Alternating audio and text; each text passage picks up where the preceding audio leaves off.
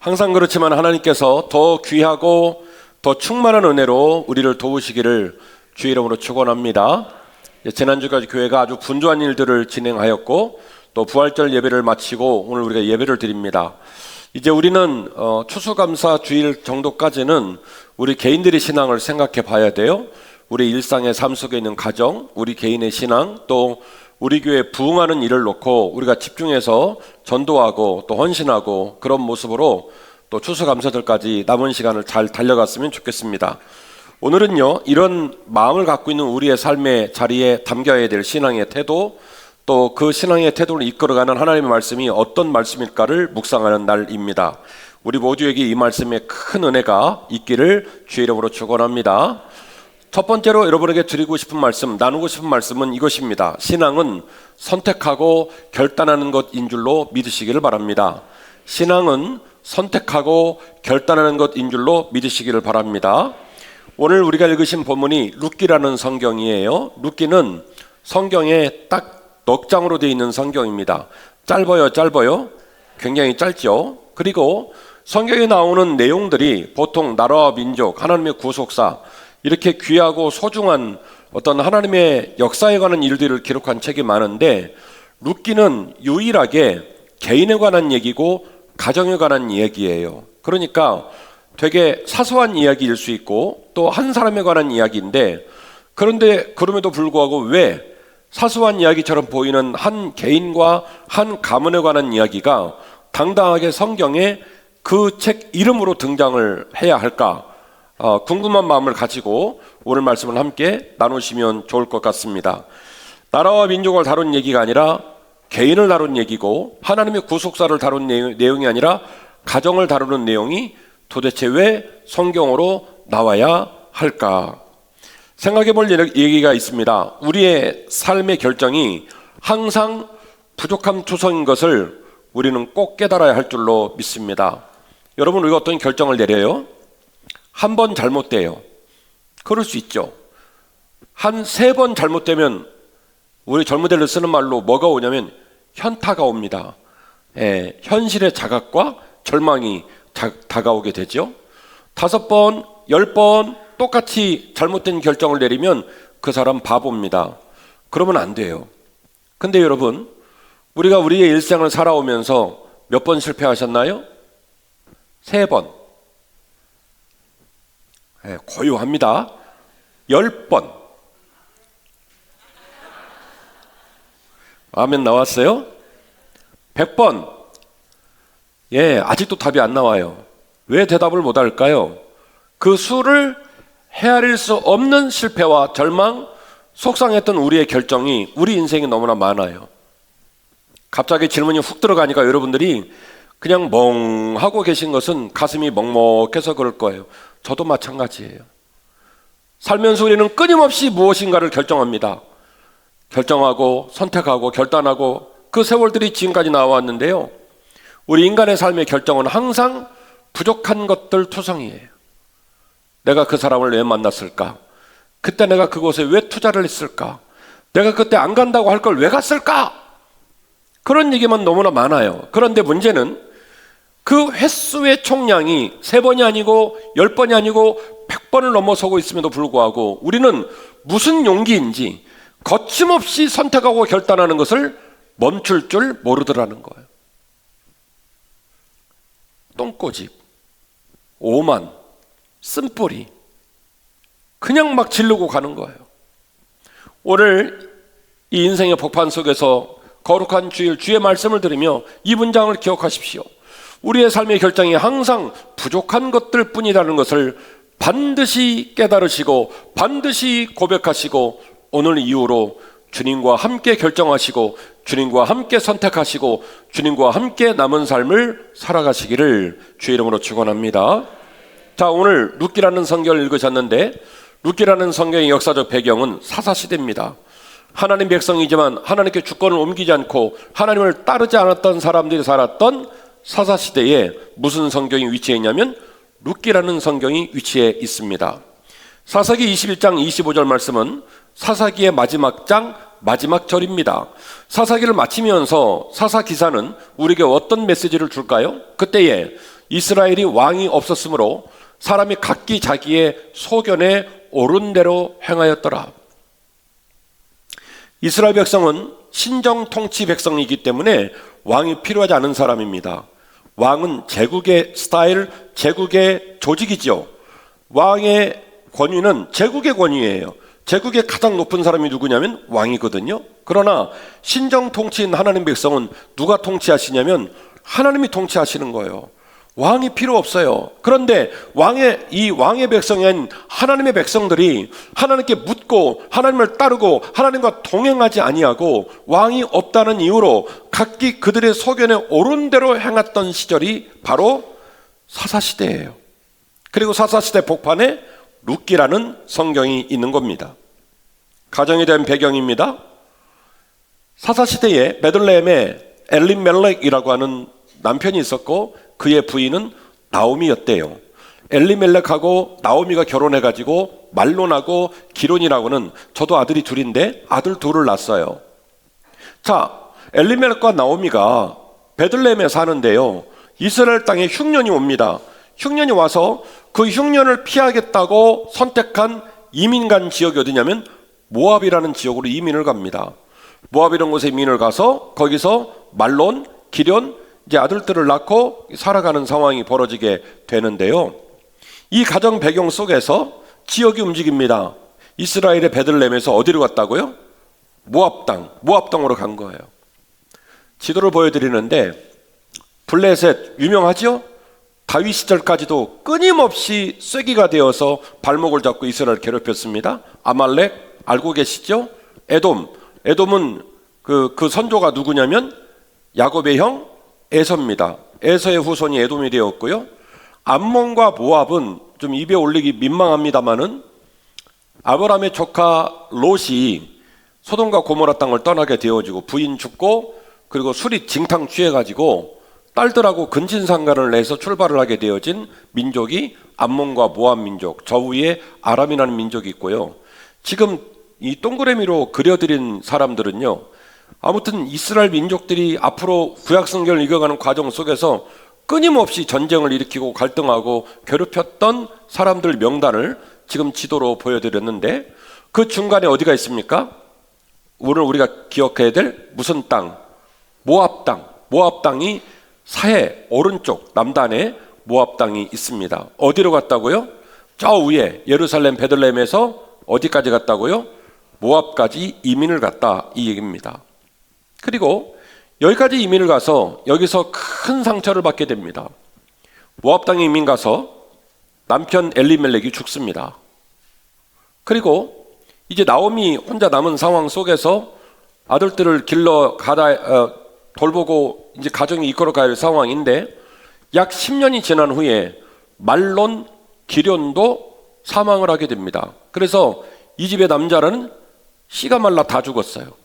그 누가 남았냐면 시어머니 나오미, 그리고 롯, 오르바 여인들만 남았습니다. 자, 이 집 심란해요, 심란해요. 그냥 듣기만 해도 심란합니다.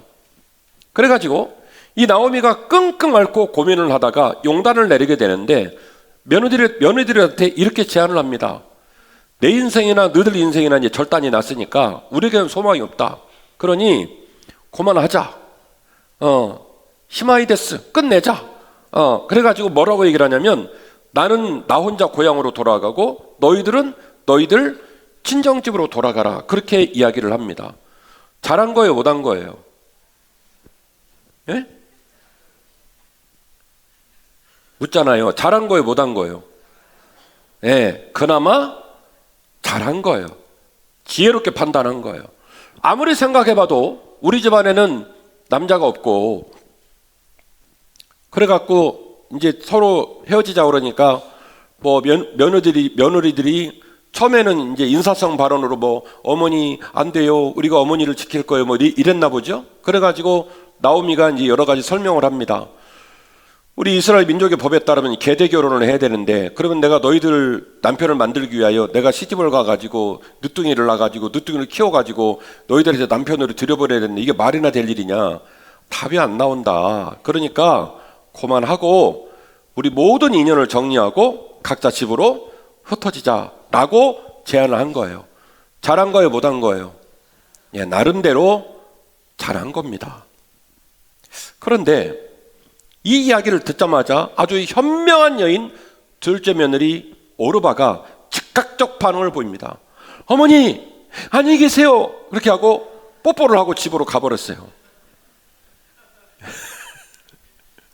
오캉 미사님 빵 터지셨어.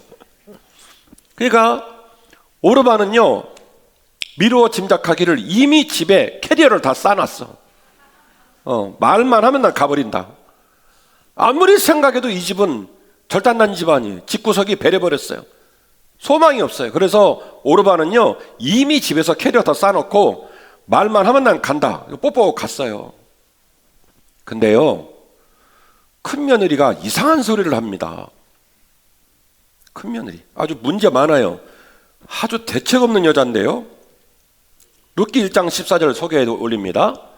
룻기 1장 14절 그들이 소리를 높여 다시 울더니 오르바는 그의 시어머니에게 입맞추되 룻은 그를 붙쫓았더라. 나오미가 또 이르되 보라 내 동서는 그의 백성과 그의 신에게로 돌아가니 너도 그의 동서를 따라 돌아가라 하니 룻이 이르되 내게 어머니를 떠나며 어머니를 따르지 말고 돌아가라 강권하지 마옵소서. 어머니께서 가시는 곳에 나도 가고 어머니께서 머무시는 곳에 나도 머물겠습니다. 어머니의 백성이 나의 백성이 되고 어머니의 하나님이 나의 하나님 될 것입니다. 어머니께서 죽으시는 곳에서 나도 죽을 거고요. 나도 거기 묻힐 겁니다. 만일 내가 죽는 일 외에 어머니를 떠나면 여호와께서 내게 벌을 내리시고 또 벌을 내리시기를 원하나이다. 대단하죠? 예. 제가 아들만 둘인데 나중에 이런 며느리가 두르기를 기도하고 있습니다.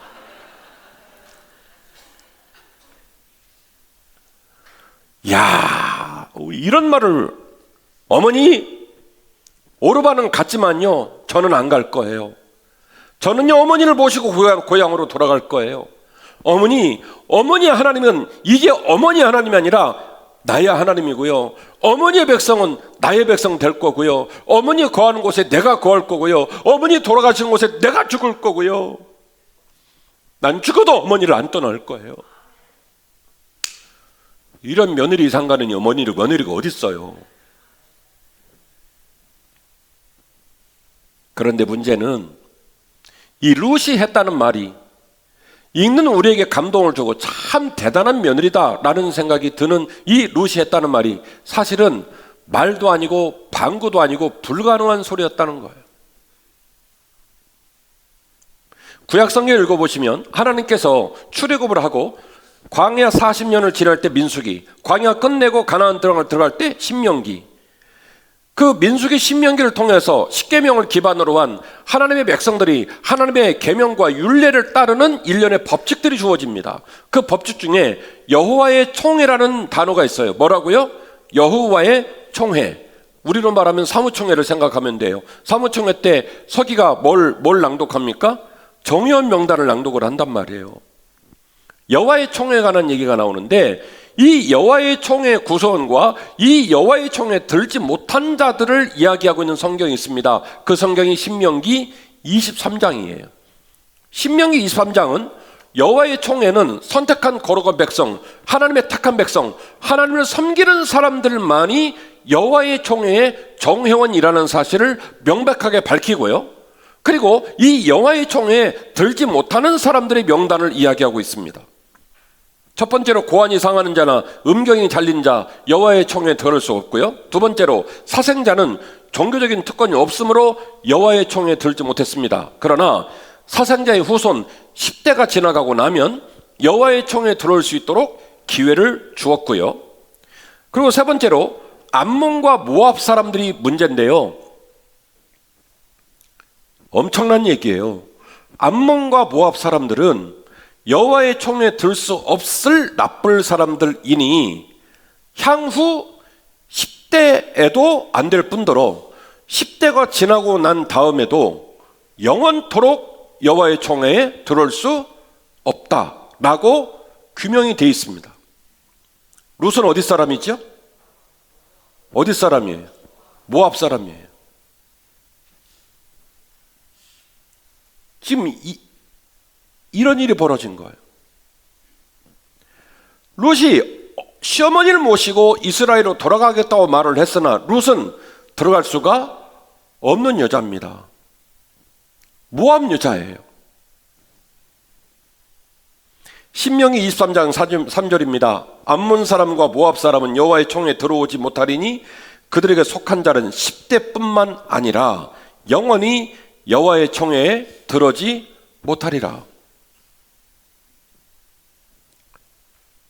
여러분, 암몬 모압이 어떤 사람입니까?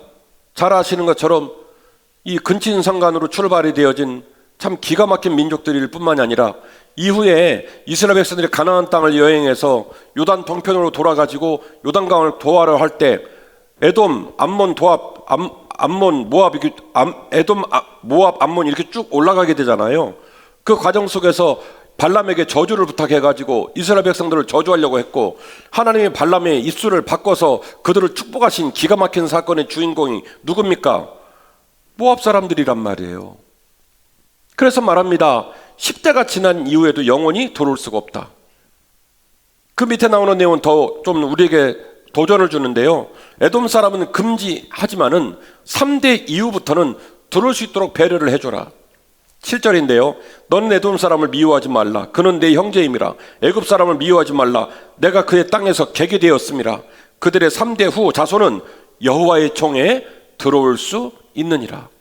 신명기 23장은 여호와의 총에 들어올 수 없는 사람 명단이 나옵니다. 어떤 사람은 3대, 어떤 사람은 10대, 어떤 사람은 영원토록 들어올 수가 없는데, 문제는 암몬과 모압 사람은 어디에 해당되냐면 영원토록 여호와의 총에 들어오지 못하는 사람이었어요.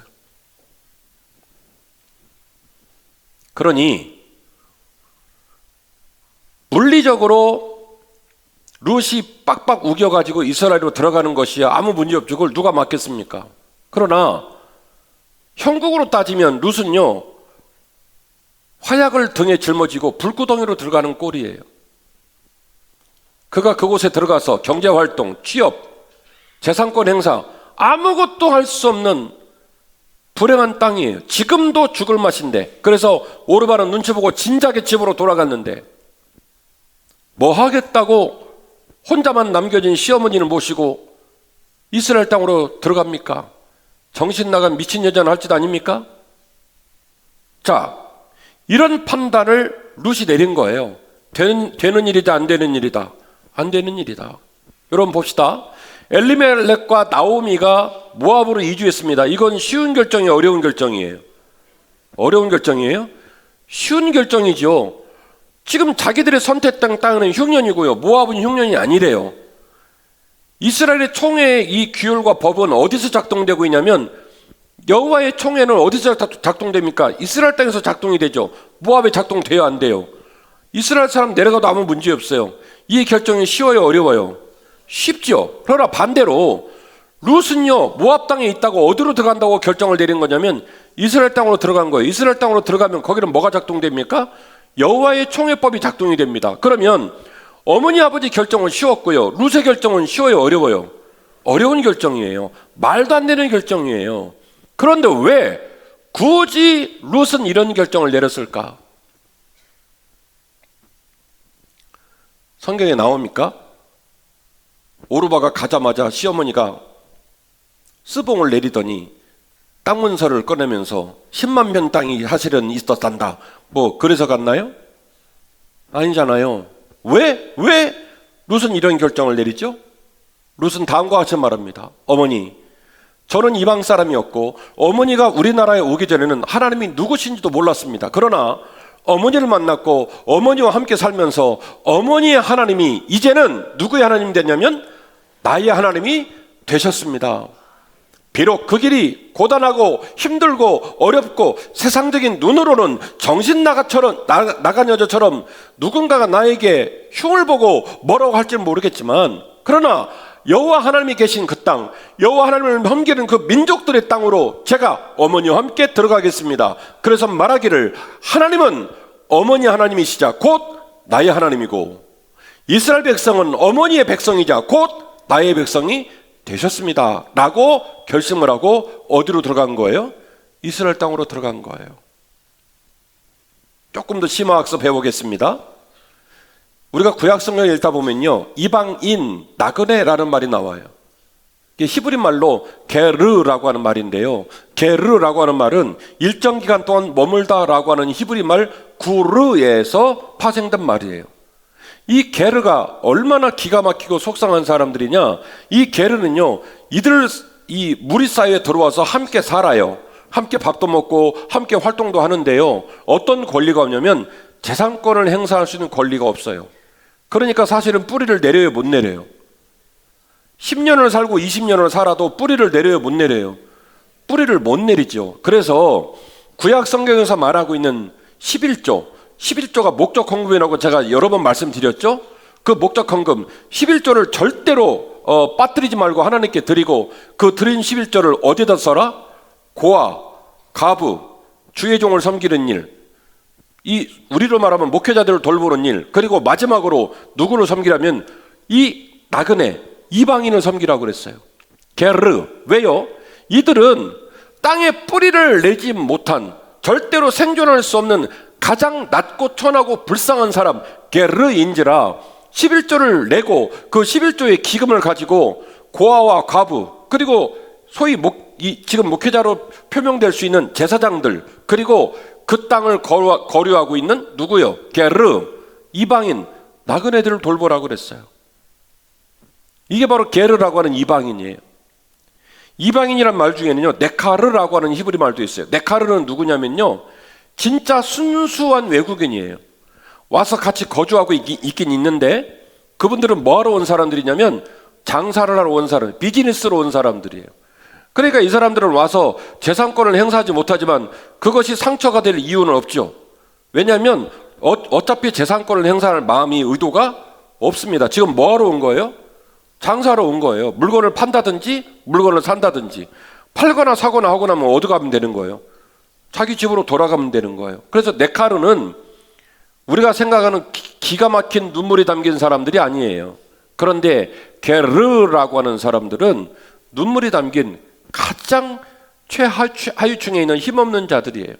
나그네는요, 아브라함은요, 자기를 소개할 때 나그네와 그리고 이방인이다라는 표현을 썼어요. 거류하는 자, 게르, 토사브라고 하는 말을 쓰면서 나는 이 땅에 이방인으로서, 거류하는 자로서, 나그네로서 살고 있다, 이런 고백을 했단 말이죠. 사랑하는 성도 여러분, 신명기 23장을 해석하면 이런 얘기예요. 하나님의 거룩한 총회에 들어오지 못한 자들, 그 못한 자들이 하나님 아버지를 나의 구주로 영접하고 그들의 불순종과 하나님의 제재적 조항 사이에 있는 그 엄중한 관계를 깨트리고 안으로 들어오면 3대 만에 들어오는 사람, 10대 만에 들어오는 사람, 아니 영원토록 그 법령과 제재가 유지가 되는 그 거룩한 총회와 하나님을 불순종하는 자들의 뭐가 있다? 경계가 있다라고 하는 게 여호와의 총회의 의미입니다.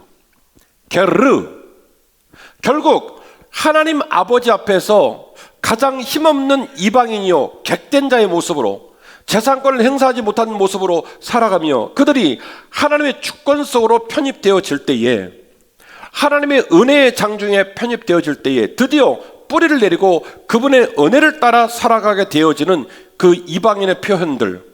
그래서 사실은 신명기 23장도 한 집안과 한 개인에 관한 얘기를 기록하고 있는 넉 장밖에 안 되는 룻기의 얘기도 오늘의 삶을 살아가며 내가 어떤 신앙의 태도로 믿음의 길을 걸어갈까를 생각하는 오늘의 신자들에게 게르라고 하는, 내가 이방인 되어 나그네 되어 살았다라는 말은 굉장히 중요한 의미를 주고 있습니다. 사랑하는 한빛가족 여러분, 저와 여러분의 마음 가운데서 마치 룻이 어머니에게 고백했던 것처럼 어머니의 하나님은 나의 하나님이시고 어머니의 백성은 나의 백성입니다. 그러니까 결국 지금 룻이 게르라고 하는 이방인의 신분이 그 이스라엘 땅에서 진행이 될 것인데, 그는 보기 좋게 그것을 신앙으로 뛰어넘어버리는 거예요. 하나님 아버지의 은혜로 그 백성이 누구 백성 될 것이라고요? 내 백성 될 것이다. 근데 문제는 뭐냐면 이것은 룻의 신앙이고 그분들은 그걸 인정해줘야 안 해줘요? 아마도 안 해주겠죠. 근데 룻은 눈 하나 깜빡하지 않아요. 내게 주어진 모압과 암몬이라는 신명기 23장에 여호와의 총회의 그 엄중한 제재와 그 규약이 있는 그 조건에 내가 복판에 서 있는 여자지만, 내가 모압 여자이지만 어머니 하나님이 나의 하나님 되셨기에 어머니의 백성도 이제 이후로는 나의 백성 될 것입니다. 내가 결단해서 그 경계를 뚫고 하나님의 은혜의 장중으로 들어갈 것입니다. 이 놀라운 결단이 저와 여러분에게 있기를 주의 이름으로 축원합니다. 여러 번 말씀드렸지만 하려면 하고 말란 말고, 이런 결단이 우리한테 필요해요. 요한계시록에 라오디게아 교회처럼 뜨겁지도 아니하고 차지도 아니하고, 그래서 하나님께서 내가 너를 내치겠다고 말씀하셨던 말씀처럼, 다니엘에서 나오는 것처럼 메네 데겔 우바르신, 내가 너를 기대하고 너의 몸무게를 들어 맸더니 내가 기대했던 무게에 전혀 미치지 못한다, 내가 너를 버릴 것이다 라고 말씀하셨던 것처럼, 저는 목사입니다만 목사도 그렇고 사모도 그렇고 장로도 그렇고 권사도 그렇고 어떤 성도로 할지라도 하나님 아버지 앞에서 하나님은 나의 하나님이십니다, 하나님 나는 하나님 백성입니다 라고 고백할 수 있는 이 아름답고 거룩한 결단이 우리 모든 성도에게 있기를 주의 이름으로 축원합니다. 두 번째입니다. 밤모퉁이 이삭은 믿음의 사람이 놓치지 말아야 될 핵심 가치입니다. 밤모퉁이 이삭은 믿음의 사람이 놓치지 말아야 될 핵심 가치입니다. 사랑하는 한빛가족 여러분, 인생을 살다가 내가 아무리 봐도 밤모퉁이 이삭 죽고 있구나, 내가 아무리 봐도 밤모퉁이에 섰구나 생각할 때마다 오늘 설교 제목 밤모퉁이 이삭을 생각하시기를 주의 이름으로 축원합니다. 세론을 돌보고 같은 기관길에 손을 내밀어 격려할 때 누가 막 울고 있고 힘들어하면 그분 귀에다 대고 말씀하십시오. 이 권사, 최 집사, 밤모퉁이 이삭을 기억혀. 그렇게 얘기해 주세요. 아직은 아멘이 안 나와요. 이따 나오기를 간절히 바랍니다. 자, 보십시다. 룻기 2장 1절인데요. 나오미의 남편 엘리멜렉의 친족 유력한 자가 있었으니 그 이름은 보아스더라. 모압 여인인 룻이 나오미에게 말을 합니다. 어머니, 제가 바소로 가서 내가 누구에게 은혜를 입으면 그를 따라서 이삭을 줍겠습니다. 나오미가 가라 얘기를 합니다. 룻이 가서 베는 자를 따라 밭에서 이삭을 줍는데 우연히 엘리멜렉의 친족 보아스에게 속한 밭에 이르게 됐다라고 얘기합니다. 자, 고개를 들어 저를 봐주실까요? 무사히 들어갔어요. 베들레헴으로. 그리고 이제 어머니하고 룻은 굶어 죽기 좋은 상황이죠. 살 수가 없어요. 근데 룻이 말이죠, 눈 하나 깜빡하지 않고 어머니에게 이런 말을 합니다. 어머니, 집에 계세요. 자, 보십시다. 집에 있을 사람은 나오미입니까? 룻입니까? 분위기 파악이 안 돼요? 지금 집에 계실 사람은 룻이에요? 나오미예요? 싸움 나겠네? 룻이죠. 왜냐하면 여기는 누구네 동네냐면, 비록 시어머니긴 하지만 누구 동네냐면 나오미 고향이에요. 룻은 처음 와본 땅이에요. 그럼 누가 집에 있어야 돼요? 당연히 룻이 집에 있어야 되죠. 근데 룻이 뭐라고 하냐면요, 어머니 집에 계세요. 제가 나가서 뭐라도 할게요. 나는 이 어머니가 더 웃겨. 가라 그랬어요. 참나. 그래서 어머니에게 그의 약속을 하고 나왔어요. 여쭤볼게요. 갈 데가 있나요, 없나요? 없죠? 제가 게르 그랬죠? 재산권이 있어요, 없어요? 없죠. 이방인 나그네 뭐를 하겠어요? 뭐를? 오란 데도 없어요. 그러니까 누구도 이 여인과 말을 섞지 않아요. 왜요? 여호와의 총회에 법령이 있어요. 모압 사람? 제가 오늘 안 읽었습니다만 시간 관계상 뭐라고 말합니까? 그들의 평안을 구하지 마라. 너희들은 그들의 모압과 암몬 사람에게 뭘 구하지 마라? 절대로 그들이 발 뻗고 자는 것을 구하지 마라. 이렇게까지 말을 했습니다. 그 여인이 지네 동네에 있어도 우리는 말을 안 섞을 텐데 어디로 돌아버린 거예요? 이스라엘 땅 보판으로 들어온 거예요. 나가서 어디 갈 데가 있습니까? 그런데 룻이 가가지고요, 이삭을 죽게 됐는데요. 이삭을 죽게 된 그 밭이 우연히 보아스의 밭이었대네요. 이거 우연입니까? 필연입니까? 예? 이제는 지혜로우셔가 우연도 되고 필연도 되고 이러시네. 우연은 룻 입장에서는 우연이고요. 하나님 입장에서는 필연이에요. 지금 무슨 일이 벌어진 거냐면 제 눈으로는 무슨 일이 벌어지냐면 바톤이 터치된 거예요. 이스라엘까지 들어오는 거는 누구의 몫이었냐면 룻의 몫이었어요. 그는 고백합니다. 하나님은요 이제 이후로는 어머니의 하나님이 아니라 누구의 하나님이요? 나의 하나님이고요. 하나님이 저는요 게르 이방인 취급받겠지만요 더는 더 이상 모압 여인으로 안 살 거예요. 이 민족은 이제 더 이상 이방 민족이 아니라 내 백성 될 거예요 라고 말을 하고 어디로 들어왔냐면 하나님 백성의 땅으로 딱 들어온 거예요. 그 순간 저는 생각해요. 하나님께서 그 이쁜 딸의 결심과 그 이쁜 딸의 도전을 보시고 바톤을 딱 건네받은 거예요. 누구 손으로요? 하나님 손으로. 간절히 바랍니다. 2024년 저와 여러분의 삶의 바톤이 오늘 이 거룩한 예배를 통하여 이 4월달이 가기 전에 하나님의 손으로 바톤이 넘어가시기를 주의 이름으로 축원합니다. 김 목사, 이 장로, 최권사, 박 집사, 내가 너를 도우마. 내가 너와 함께하마. 오늘 설교 서두에 말했던 것처럼 우리는 선택을 하는데 그게 완벽하다고요? 불안하다고요? 굉장히 불안합니다. 그 바톤을 하나님께로 넘기시기를 주의 이름으로 축원합니다. 제가 소개한 본문은 그렇습니다. 룻이 밭을 찾아갔는데 우연히 누구 밭으로 갔냐면 보아스 밭으로 간 거예요. 근데 하나님께서는요 그 룻의 마음의 영적 내비게이션을 통해서 어머니를 뒤로 오고 딱 나오자마자 직진, 좌회전, 북한 가서 우회전. 그래서 어디로 이끌어 가신 거냐면 우연히 어디로 이끌어 가신 거예요? 보아스의 밭으로. 그러니까 하나님 내비게이션은, 하나님의 바톤은 뭐냐면 우연입니까? 필연입니까? 필연이에요. 정확히 누구 밭으로 데리고 간 거냐면 보아스 밭으로 데리고 간 겁니다. 더 웃긴 단어 소개할게요. 4절 소개한다고요. 네, 나왔어요. 시작.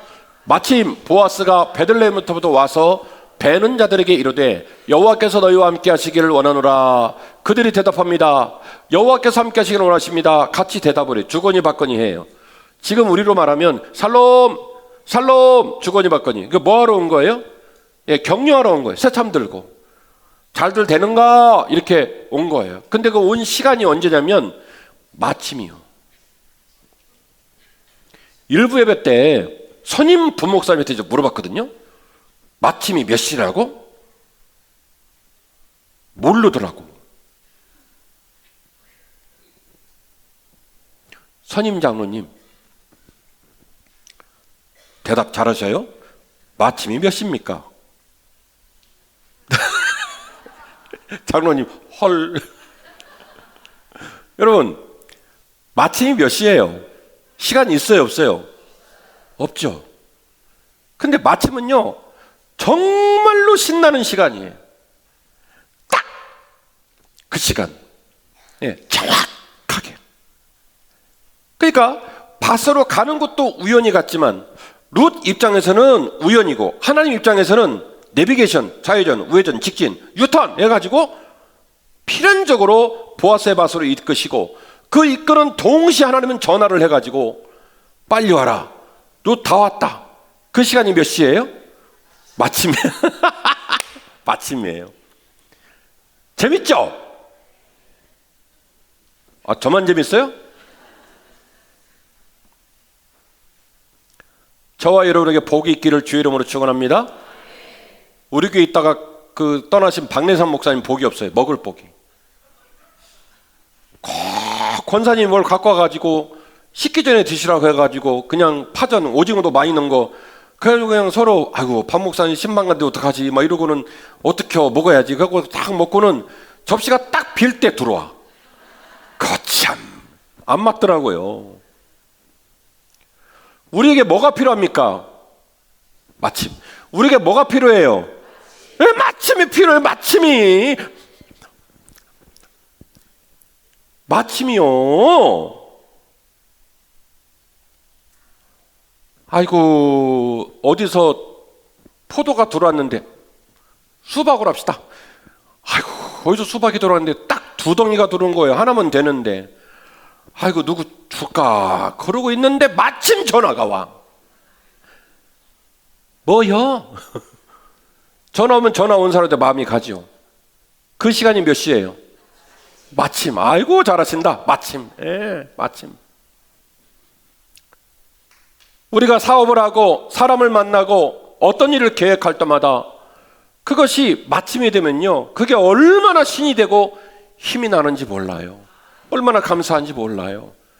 때마침 그 시간에 누가 왔냐면 보아스가 딱 도착을 한 거예요. 제 눈엔요, 바톤이 넘어간 거예요. 그리고 그곳에 와서 보아스는 이상한 광경을 봅니다. 거기는 농사를 짓고 있는 중입니다. 밭에서 농사 짓는 거예요. 근데 거기서 그는 거룩한 삶을 살아가는 한 여자를 봐요. 이름도 모르는 여자. 보아스가 베는 자들을 거느린 사환에게, 팀장에게 묻습니다. 저는 어떤 여자냐? 내가 너희들을 내 이 인부로 채용을 했는데 내가 채용한 사람 중에 내가 모르는 사람 하나가 섞여서 일을 하고 있으니 저 사람이 누구냐? 라고 물어봅니다. 베는 자를 거느리는 사원이 대답합니다. 이는 나오미와 함께 모압 지방에서 돌아온 모압 소녀입니다. 이 말은 무슨 얘기예요? 의도적이죠. 관심 가져라 갖지 마라. 여호와의 총회의 준수 명령. 이 사람하고 말 섞으면 된다 안 된다? 안 된다. 하찮은 사람이다. 와서 지금 이상한 짓 하고 있긴 한데 꼴보기 싫고 마음에 안 드니까 관심 갖지 말아라. 이는 모압 지방에서 돌아온 모압 소녀인데, 그런데 한 가지 이상한 점이 있습니다. 그의 말이 나로 베는 자를 따라 단사이에서 이삭을 죽게 하소서 하였고 아침부터 와서 잠시 집에서 쉰 것 외에는 지금까지 계속하고 있습니다. 왜 보아스의 눈에 띄었죠? 주인이 오니까 일하는 사람이 다 멈추고 지금 간식을 먹고 있는 중이에요, 말하자면. 근데 누구는 일하고 있습니까? 이름도 모르는 한 여인이 일을 하고 있습니다. 저 사람 누구냐? 모압 지방에서 온 모압 소녀입니다. 근데 한 가지는 이상합니다. 지네 나라도 아니고 잘 아시는 것처럼 우리는 모압 여자랑 모압 남자랑 말도 안 섞습니다. 여호와의 총회의 준수명령을 지키고 있는 중입니다. 그런데 말이죠, 자기 시어머니를 위해서 일한다고 아침부터 와서 잠깐 쉰 것 외에는 지금까지 일을 계속하고 있습니다. 사랑하는 성도 여러분, 신앙은 말이 아니라 삶이에요. 신앙은 말이 아니라 삶이에요. 룻이, 모르겠어요. 룻이 이뻤나 미웠나는 모르겠지만 이뻤을 것 같아. 저는 오르바는 안 이뻤을 것 같아. 그런데 와가지고 이삭을 죽고 있단 말이에요.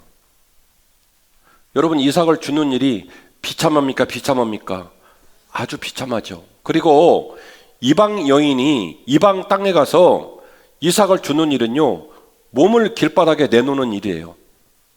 겁간을 당하고 어려움 당할 수 있습니다. 매우 위험한 행동입니다.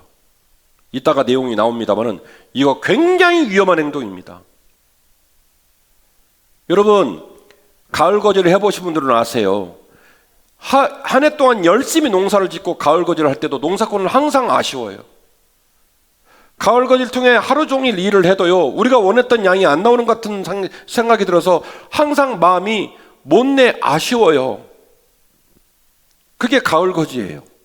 그런데 그러니까 가을 거지를 시키면 주인은 뭐라고 그래요? 볕단을 모으던 밀을 모으던 어떻게 해요? 야, 이 사람아, 빠뜨리 한쪽 조심해.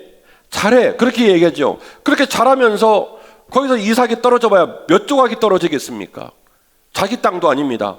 채용도 안 됐습니다. 사람들이 수근수근거리고 왜 왔나 싶고 거기서 눈칫밥을 먹으면서 이삭을 죽고 있으니 그 일이 열심히 할 수 있는 일입니까? 못할 일입니까? 못할 일이죠. 차마 못할 일이죠. 이 차마 못할 일을 아침부터 쉬지 않고 계속하고 있더라는 거예요. 저는 거기서 루시라는 여인의 거룩한 태도를 보는 거예요. 사람들이 알아주지 않아도 분위기상 이것이 답이 보이고 이것이 굉장히 내게 유익하리라는 이런 상황들이 예측이 되지 않아도 내가 한번 작정을 하고 내가 한번 걷기로 마음먹은 신앙의 길을 한번 해보리라. 내가 이 땅에 이방인이지만 내가 이 땅에 나그네지만 하나님 아버지를 내 하나님으로 모시고 이 백성을 내 백성으로 마음에 품고 한번 해보리라 마음을 먹은 그의 발걸음은 멈추지를 않았습니다.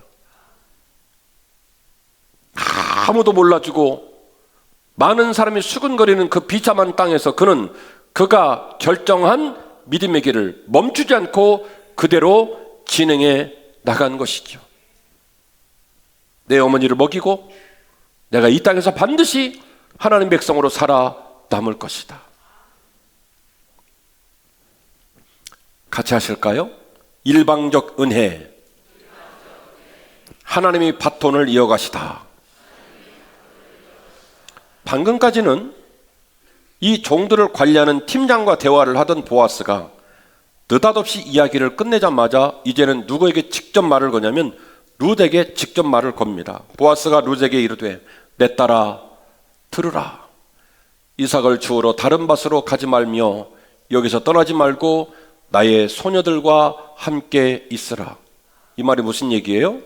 이방 여자 신분으로 아무것도 모르는 남의 집 밭에 가서 이삭 죽는 일이 위험하다. 매우 위험하니 다시는 다른 사람 밭에 가지 마라. 그들이 베는 밭을 보고 그들을 따르라. 내가 그 소년들에게 명령하여 너를 건드리지 말라 하였느니라. 목이 마르거든 그릇에 가서 소년들이 길러온 것을 마실지니라. 딸아, 에비앙을 먹고 싶으면 에비앙을 먹고 탄산수를 먹고 싶으면 탄산수를 먹어. 눈치 보지 마. 내가 너 주려고 태어났어. 걱정하지 마. 에비앙을 먹던 탄산수를 먹던 목마르면 지금처럼 그렇게 땀을 뻘뻘 흘리면서도 물 한 모금 마시지 않고 일하고 있다는데 그러지 말고 내가 종들 다 시켜놨으니까 no problem. 절대 너한테 말 못하겠으니까 와서 먹고 싶은 대로 먹어. 이상해요. 이상하죠? 시간관에서 안 읽었는데요. 더 이상한 얘기가 뒤에 나와요. 여러분 물어보겠습니다. 이삭을요 하루 종일 주울 이삭이 있나요 없나요? 없죠. 그러니까 그 밭에서 이삭을 주어요 못 주어요? 못 죽고 이 밭 갔다 저 밭 갔다 그래야 되는 거예요. 근데 보아스는 말하는 거예요. 그 밭에서 나가지 마라. 보아스 이상하죠? 네. 그럼 왜 그런지 아십니까? 보아스가 종들한테 이상한 명령을 내렸어요. 야, 추수하다가 좀 던져. 흘려. 빠뜨려. 뭐 이런 명령을 내린 거예요. 재밌죠? 어쩌면 인생에 이런 일이 벌어질까? 죽을 줄 알았던 어둠의 땅, 거절당할 줄 알았던 그 슬픔의 땅으로 그가 믿음을 결단하고 하나님과 함께 살 것을 결단하고 그 어둠의 땅으로 뚜벅뚜벅 걸어 들어갔더니 바톤이 누구한테 넘어갔냐면 하나님께 넘어간 거예요. 우연히 보아스의 밭으로 갔으나 그것은 필연히 간 것이고 때마침 보아스가 왔으나 그것은 하나님의 특정한 시간이었고 악셀을 밟어 이미 도착했어. 빨리 가야 돼. 그래서 하나님이 정확히 그 시간에 누구를 보냈어요? 보아스를 보냈고 그리고 그 룻의 무릎과 그 룻의 손에 담긴 그의 거룩한 헌신의 삶을 통해서 누구의 마음이 감동되냐면 보아스의 마음이 감동이 돼서 뒤집어진 거예요. 룻에게 말을 겁니다. 내 밭에서 나가지 마라. 이거 굉장히 위험한 일이야. 내가 내 종들에게 말했어. 너에게 손대지 말라고. 목마른데도 땀을 뻘뻘 흘리며 일하고 있는데 그러지 마. 네가 마실 물 다 준비해놨으니까 목마르거든 마음껏 마셔. 그리고 오늘 읽지 않았습니다만 종들에게 말합니다. 곡식을 거둘 때 단사에서 이삭을 자꾸 빼서 밭 이랑에다가 뿌려놓으라는 거예요. 누가 죽도록? 룻이 죽도록. 좋아요, 좋아요.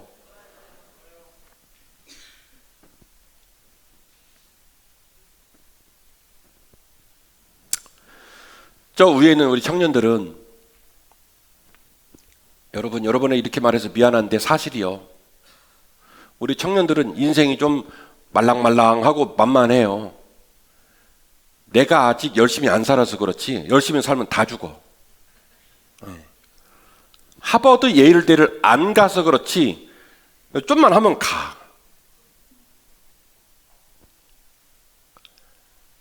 제가 티코라는 차를 탈 때 청년부 담당 목사였거든요. 청년들이 저를 볼 때마다 그랬어요. 인생을 왜 저렇게 쪽팔리게 사는지 모르겠다고. 그냥 전철 타고 다니지. 뭐 티코에 접어서 들어가냐, 좌회전할 때는 손을 내고 짚고 도냐, 뭐 이랬어요. 청년들 눈엔 그건 차도 아니에요. 근데 나이를 먹은 우리 어른들 입장에서 보면 인생만큼 두려운 게 없어요. 뜻대로 되지 않고 최선을 다하고 몸부림을 쳐도 우리 바지에 묶인 착고를 풀 수가 없고 항상 그 자리를 맴도는 다람쥐 쳇바퀴처럼 우리의 삶이 조금도 나아지지 않는 삶의 모습을 볼 때마다 우리는 절망할 때가 너무나 많습니다. 그래서 우리는 오늘 또 울다가 이 자리에 왔나 모르겠어요. 그런데 하나님께서 저와 여러분, 이 말씀을 듣고 있는 저와 여러분에게 우연히의 은혜를 주시고 마침의 은혜를 주실 수 있기를 주의 이름으로 축원합니다. 하나님 아버지께서 우리를 우연히 이끄시고 하나님 아버지께서 마침 우리를 이끄셔서 우리 힘과 노력으로 할 수 없는 그 일을 다시 시작하셔서 바톤을 이어가신 하나님이 세계를 여는 역사가 저와 여러분에게 있기를 주의 이름으로 축원합니다. 말씀을 마치겠습니다. 반모퉁이에 서고 내가 해야 될 일에 헌신해야 하실 줄로 믿습니다. 신앙은 결국 선택과 결단에서 시작이 됩니다. 신앙은 선택과 결단을 삶으로 실천함으로 하나님과의 진정한 동행이 거기서부터 시작이 되는 겁니다. 우리가 하나님을 선택하고 믿음으로 살 것을 결단했다면 우리는 우리가 할 수 있는 일에 오늘 이후로 집중하셔야 합니다. 하나님이 함께 하실 줄 믿고 말이죠. 룻을 묵상해 주십시오. 반모퉁이 이삭은 자신이 할 수 있는 일 중 가장 가능성이 있는 일이었습니다. 그러나 그 일은 고단하고 수고로우며 무엇보다도 합리와 논리로는 소망이 없는 일이었습니다. 그러나 룻은 그가 할 수 있는 일을 일단 시작했어요. 반모퉁이 이삭은 정상적인 농사도 아니고 그저 구걸하는 것과 진비 없는 창피하고 수고로운 길이었습니다. 따라서 룻의 결정은 경제적인 결정도 아니고요, 미래를 보아서 어떤 실리도 없는 어리석은 결정이었습니다. 그러나 하나님께서는 반모퉁이의 이삭에서 생각지 못한 새로운 기적과 세기를 열어 가셨습니다. 하나님의 바톤 터치. 하나님은요, 이방인의 신부를 뛰어넘고 허락되지 않은 택한 백성을 선택한 그 룻의 선택 앞에 더 이상 침묵하지 않으시고 일방적이며 강력한 사랑으로 기적 같은 새 인생을 선물로 주신 줄 믿으시기를 바랍니다. 우리의 삶의 자리에 이와 같이 절망과 낙심과 고단함 가운데 놓여 있지만 마치 반모퉁이 이삭처럼 보이는 일상이 우리의 자리를 사랑하고 믿음으로 신실히 살아가는 우리 모든 성도가 되시기를 주의 이름으로 축원합니다. 사랑하는 한빛가족 여러분, 혹시 반모퉁이에 서 계십니까?